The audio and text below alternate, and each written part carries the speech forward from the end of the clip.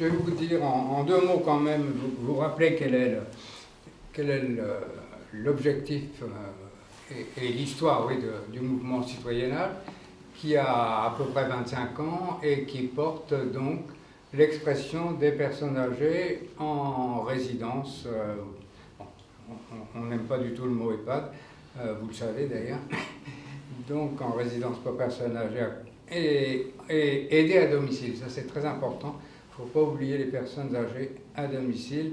Et ça depuis 25 ans, et on commence à être quand même un peu connu des pouvoirs publics et du public. Voilà. Eh bien, d'abord, Monsieur le Président, heureux d'échanger avec vous. En m'adressant à l'ensemble des congressistes et à Pascal Chanvert, j'aurais aimé être là.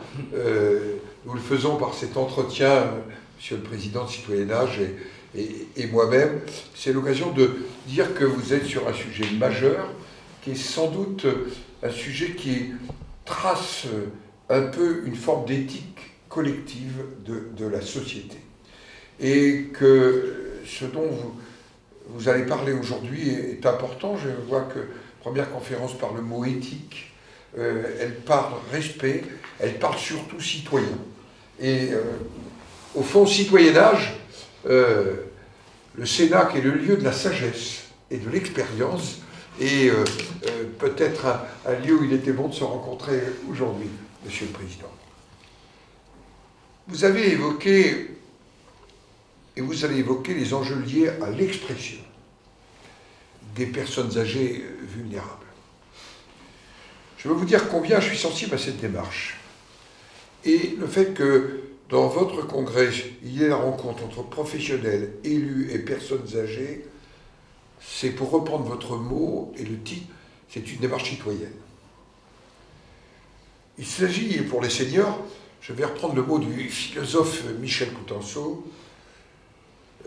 de Certeau, pardon, à propos de mai 68, qui disait « Il faut prendre la parole comme on a pris la Bastille ». Alors, je ne sais pas si vous allez prendre la Bastille, mais, Monsieur le Président, il est important que vous preniez la parole. La période du Covid s'y prête encore plus, car nous savons, et je sais personnellement, et je n'irai pas plus loin, combien le confinement a pu être difficile à gérer dans un certain nombre d'institutions et d'établissements. Et combien il a fallu trouver des équilibres entre le nécessaire impératif sanitaire et le refus de l'isolement. Malheureusement, ici ou là, on n'a pas su trouver cet équilibre. Ce n'est pas par hasard, j'ai regardé si le thème de vos conférences s'intitule « L'éthique au cœur des préoccupations ». Et une autre, comment garantir la liberté de nos aînés. Nous allons d'ailleurs débattre au Sénat d'une proposition de loi au mois d'octobre tendant à créer un droit de visite pour les malades, pour les personnes âgées et handicapées, notamment en établissement. Cette proposition de loi vise à instaurer un droit de visite pour garantir dans les faits que les résidents, vous l'avez dit, vous n'aimez pas le mot EHPAD, je le comprends, il faudra d'ailleurs que nous ayons une réflexion sur le sujet. Et pour les personnes qui résident en foyer, je pense aux personnes qui sont en soins de longue durée, ou tout simplement de personnes handicapées. Pour que dans les établissements de santé, ils ne soient pas coupés de tout lien avec leurs proches, avec leur environnement, avec leurs amis. Il s'agit de poser le principe d'un droit de visite, c'est l'objectif de cette proposition de loi, pour les patients des établissements de santé ou les résidents.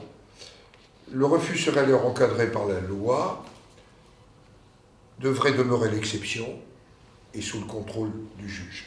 Pardonnez-moi d'avoir été un peu long, Monsieur le Président, en vous répondant, mais il me semble que la démarche du législateur s'inscrit pleinement dans l'évolution sociétale qui fait qu'on ne parle plus de dépendance, mais d'autonomie et de dignité. Je crois que c'est autour du mot autonomie et dignité que nous devons nous retrouver. Voilà, Monsieur le Président, par rapport à votre première préoccupation. Merci beaucoup. Oui, d'abord, il est clair qu'on est citoyen jusqu'à la fin de la vie, et bon, des fois avec des difficultés bien sûr, et que notre parole doit porter. Alors, je ne parle pas d'expérience, parce que l'expérience est difficile à transmettre, mais je parle de ce qu'on a vécu, de ce qu'on peut raconter, de comment la vie a été. Et j'ai eu l'occasion de dire il n'y a pas longtemps, justement à propos du dernier rapport éthique de l'atelier éthique d'Île-de-France, on a des projets jusqu'à la fin. Bien sûr. Voilà. Et je pense que avoir des projets, c'est aussi transmettre. Il y a une capacité de transmission, et voilà pourquoi elle fait partie de la dignité, mais aussi de la richesse de la société tout entière. Au fond, chacune et chacun a quelque chose à apporter dans notre société. Je l'ai vécu il y a peu de temps, au travers de l'expérience, on n'était pas dans des seniors, mais de personnes qui connaissaient le handicap. Et j'allais dire, collectivement, on est sorti plus fort de l'échange que nous avions eu. Donc je pense que c'est important. Et donc nous avons aussi un sujet, Monsieur le Président, mais je crois que vous vouliez m'interroger sur le report de la loi autonomie. Oui. Ça a été quand même un coup. On s'y préparait on en entendait parler depuis un moment, mais ça a été quand même un coup au moral. C'est vraiment moral en fait, hein, la perception qu'on en a eue.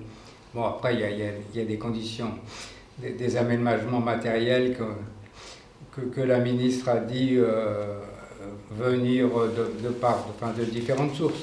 Mais on a eu un coup au moral parce que la loi a quelque chose de, comment dire, la loi a quelque chose de comment, la loi exprime, oui, la loi exprime, et le président Macron d'ailleurs en avait parlé, la loi exprime l'intérêt que l'État porte aux personnes âgées. Monsieur le Président, la loi exprime, dit-on, et c'est vrai, la volonté générale. Et je crois que dans la volonté générale, nous savons qu'il y a un vrai sujet autonomie. Et ça va faire maintenant plus de 10 ans.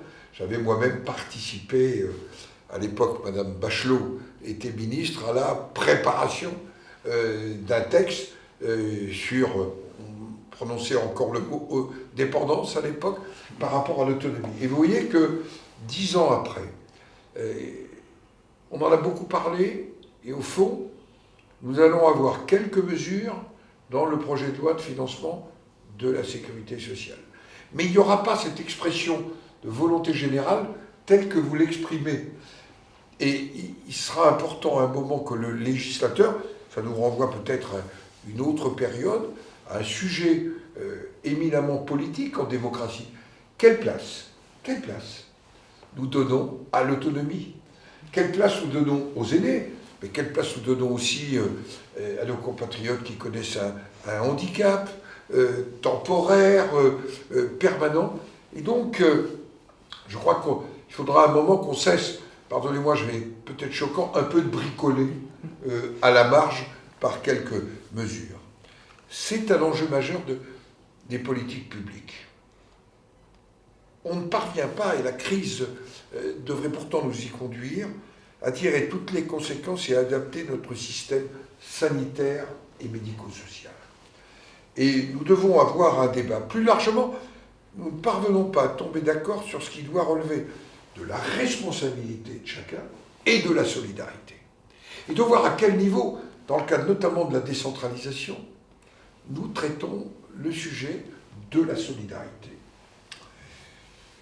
Le programme de votre colloque traite de toutes ces questions avec des intervenants venant de tous les horizons. J'espère que ça fera progresser la réflexion. Et en tous les cas, je souhaite qu'au moment où nous débattrons de quelques mesures qui sont des mesures d'ajustement dans le cadre du projet de loi de financement, parce que le projet de loi de financement de la sécurité sociale, il exprimera aussi, c'est constitutionnel, la volonté générale, que ce soit l'occasion d'avancer. En tous les cas, je pense que c'est dans cet état d'esprit, Monsieur le Président, que je souhaite que soit le Sénat. Merci. Alors, la dernière, oui, vous l'avez déjà évoqué, mais on va terminer là-dessus.